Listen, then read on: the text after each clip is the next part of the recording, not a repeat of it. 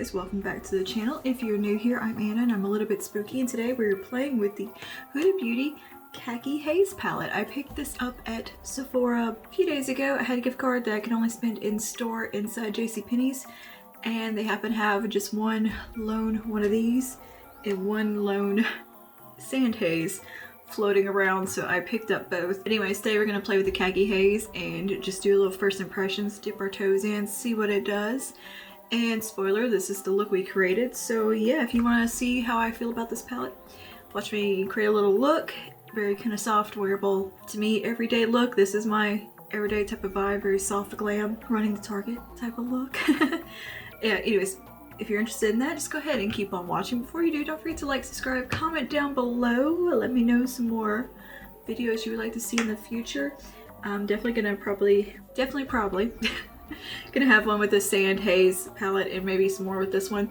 I think these might be kind of some perfect everyday palettes for me. Even, I know these are like fall launches, but I think they're also really nice for spring. We'll see. Anyway, onward to the video and let's get started. So I picked up the Huda Beauty Khaki Obsession palette. They really didn't have hardly anything in the store within JCPenney's at my local one. It was a pretty depressing place. Like, there was tumbleweeds like blowing across the store. They didn't have like anything stocked, much less, obviously they don't have the testers or anything out, but they just didn't have anything in the store hardly. So anyways, but I did find one of these on a display. So I was like, oh hey, yeah, that's something I wanted. So I got that one, and I got the sand, which is super pretty. I haven't used it in a tutorial yet or anything, but I wanted to use the Khaki Haze today and kind of test it out because I haven't dipped into it yet, and that'd be fun to do a little video playing with it, just seeing how it goes. I have on my lips right now the NARS Laguna like lip balm thing. It was like the what do you call it, the birthday present. It's pretty nice, but I mean, it's a lip balm. I'm definitely not going to spend NARS prices for a lip balm, but it is nice and I don't mind the color. Let's go ahead and get started on this eye look. I think I'm going to start with using a Sigma diffused crease, and maybe we'll go into this shade right here, this lightest camel. I'm going to bring that through the transition area, like pretty high up, like right here. I've primed my eyes with the Sigma eye primer already. I didn't set my lids though. Sometimes I set them, sometimes I don't. Depends on my mood. I'm going to take this pretty high into the transition and socket line area right in here and let that just diffuse out into the brow bone. Take a little bit of this light kind of pinky shade right there. That's actually kind of the color of my eye base. I'm going to use that just right above that to soften that out and towards the brow bone a little bit. Now we'll go back to our camel shade. It's kind of warm camel. I know these are like more like fall palettes so when they were released, but I feel like they could be really interesting spring palettes because they're not your traditional spring color story. A darker, more earthy spring look, which is kind of my vibe. I always like that kind of look for spring. Like taking fall colors but applying them a little bit more softly, a little more diffused, I think is a really pretty look for springtime. What I thought was neat about this palette is that it has kind of these like a purpley brown and these pinky tones in here and like a duochrome with a pink shift. I thought this was a kind of a unique color story. It's a little bit different. It's neutrals, but a nice take on neutrals, a little bit outside the box. So I was feeling that. I think it's cool. And it's not so pinky as a lot of Huda palettes tend to lead, very kind of pink undertoned and a little mauve-y sometimes, or warm pinks. This one is truly like a, you know, browns, khaki shades, and you know, it makes me think of camo, really. Like this is a very camo feeling palette. Let's go down a size and brush. I'm gonna take this Sigma blending brush. This is E25. I'm gonna go into the khaki color right here in the middle. Khaki is quite confusing because you look at khaki pants, those are tan. But when you see khaki referred to in like makeup and other color spaces, it's more of an olivey green with a lot of tan in it. But there's more of a green in it, you know? It's very confusing to me. I don't know why we think of khakis, but we think of like, and it's just like tan beige pants. So it always throws me off a little bit.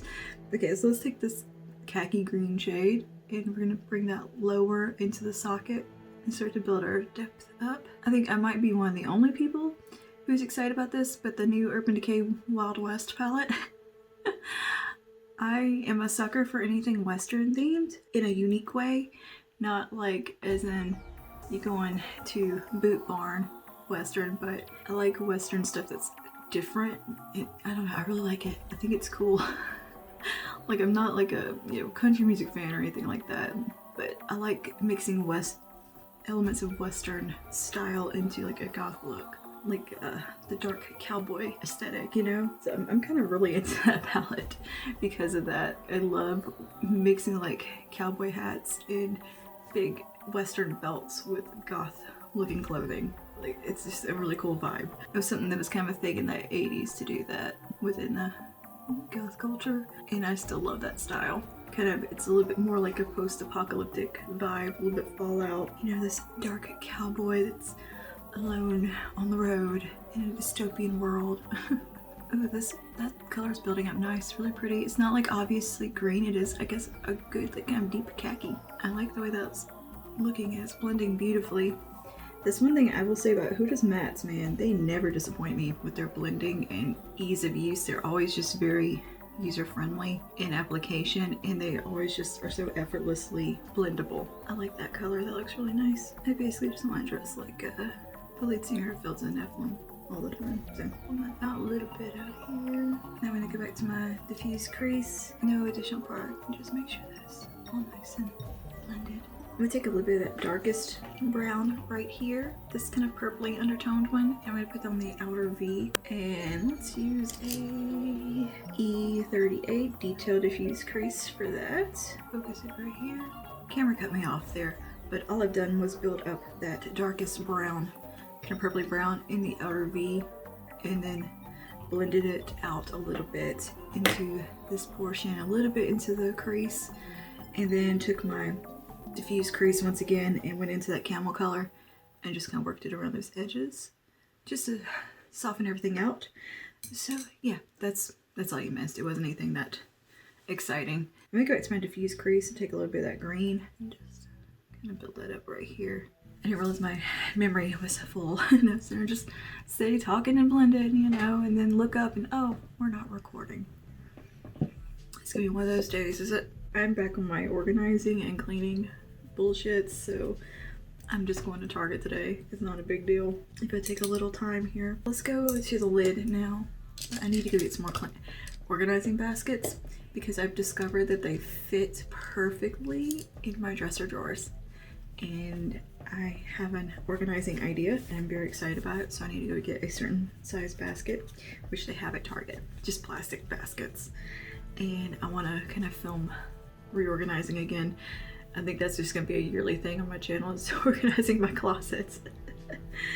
But last year I tried to, you know, do the whole capsule wardrobe, and I think it worked out to an extent, so I'm gonna kind of do that, but I think I'm gonna maybe not be as strict with it, not put up as much clothing. Next, I want to go into this shimmery green right here. I'm gonna try it on a flat brush. I have a feeling it'll perform better on a finger, just because of that's typically how Huda's shadows do. So I'm gonna put that right here on the center of the lid. Well, this one's going on good with a brush. Her shimmers tend to just perform better on a finger or with a sponge tip, depending on the formula. But most time hers are kind of very emollient, like super shock almost.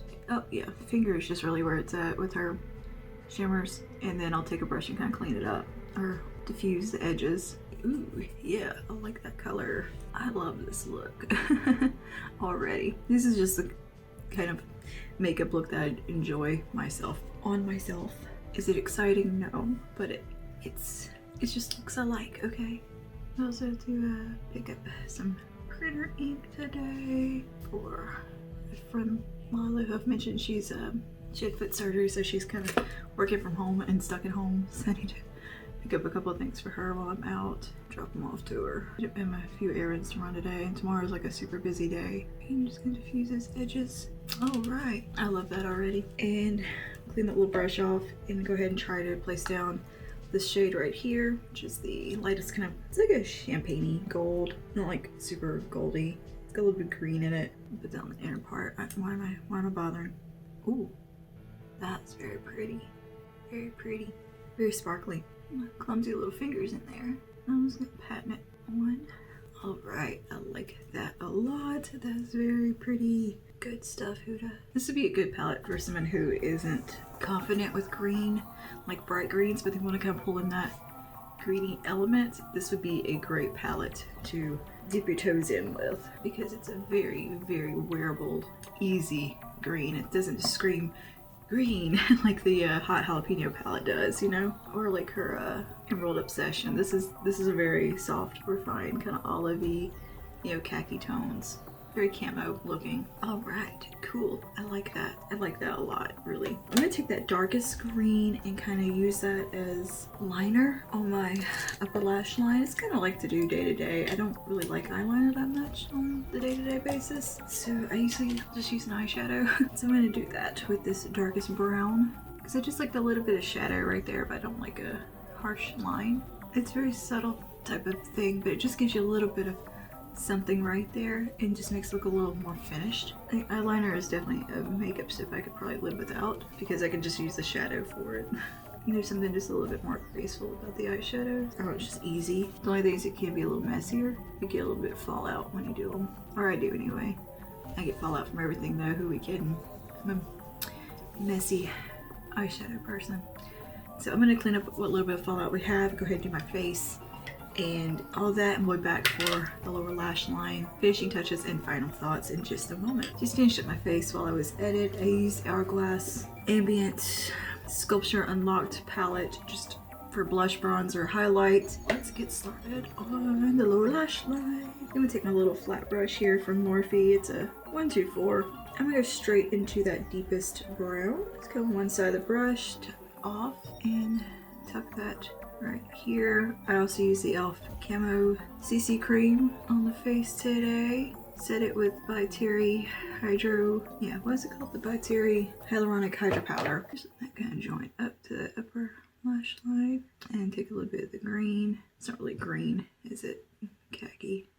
Towards the inner part. Let that float over. Now I'm going to take my little Detail Diffuse crease. And just run it along here with no product first. I'm take a little bit of that camel color now on this diffuse crease and come just underneath there. I'm gonna take a little tiny brush here. This will go back to our little flat brush from Morphe, and I'm gonna take that gold in the inner corner, just a little bit right here. I can't really fit my finger right. So take just a little bit of that gold on a little sponge tip here. I just bought little 9-cent ones or whatever at Walmart. Okay, cool, cool, cool. But yeah, those types of shades just don't want to pick up on a brush, and my little sausage fingers cannot fit in there to put on the inner corner. So that's kind of the little trick to get it there. All right, I'm gonna put some fleshy color liner in my waterline, touch my brows, put my lips on. We'll be right back. Okay guys, and on the lips, I finished up the look with the Maybelline Ultimate in the shade More Truffle. Is I feel like a nice brownie lip would complement this look perfectly. And you know me and a brown lip. I know, today was a pretty short video, but I just want to talk about the Khaki Haze palette, do a little look, kind of first impression action. And so far, I gotta say, I really like this color story. Is it the most exciting color story in the world? Of course not, but it's unique, and that's what I enjoy about it. I'm not necessarily somebody who goes crazy for bright colors or like rainbow palettes. I like neutrals, I really do. I just like really unique, different neutrals. I like weird colors, but I don't necessarily like bright colors. And this kind of just fits that ticket for me of neutrals with a little bit of something interesting going on, with like this duochrome down here. The golds are pretty. The greens in this are really pretty. They're very subtly green, khaki, I guess you would say. It's very interesting green eyeshadow, but I'm kind of scared of it, because green eyeshadow can be intimidating. It's like blue eyeshadow, it can be a little intimidating. A green like this, I think, can work for so many people and be a way to kind of get your foot in the door, kind of crawl your way into some green looks, tiptoe into green, and see how you feel about it. Otherwise, it's got these really pretty amber tones up here, like the warm camels and warm reddy browns. Beautiful, beautiful reddish amber up here that I'm looking forward to using. Yeah, you're gonna see more of this palette because I just really like it. This is probably gonna become one of my like everyday go-to types of palettes. And I'll probably have another one of these videos using the Sand Haze palette coming up, because I really like Sand Haze as well. I think she is quite beautiful, a little bit more romantic, a little bit pinkier, but still something kind of special about it. Like you have these really interesting kind of mauve duochromes in here and the reds and the gold. It's colors I like. It's colors I like, okay? I like Huda's color choices. So anyway, that is all for today. Thank you for hanging out with me, and I will see you guys in the next one. Stay safe and stay spooky. Bye now.